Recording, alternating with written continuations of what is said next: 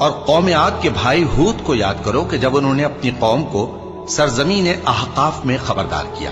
اور ان کے آگے اور پیچھے سے خبردار کرنے والے گزر چکے تھے کہ اللہ کے سوا کسی کی عبادت نہ کرو، مجھے تمہارے بارے میں بڑے دن کے عذاب کا ڈر لگتا ہے۔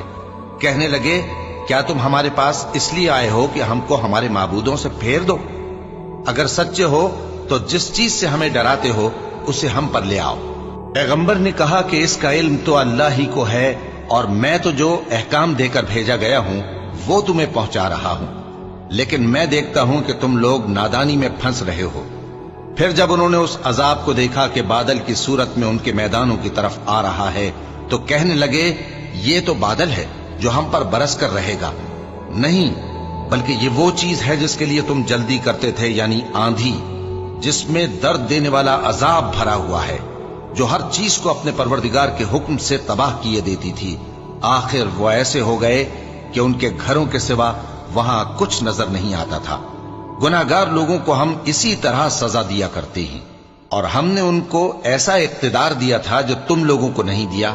اور انہیں کان اور آنکھیں اور دل دیے تھے، تو چونکہ وہ اللہ کی آیتوں سے انکار کرتے تھے اس لیے نہ تو ان کے کان ہی ان کے کچھ کام آ سکے اور نہ آنکھیں اور نہ دل، اور جس چیز کا وہ مذاق اڑایا کرتے تھے اسی نے ان کو آ گھیرا۔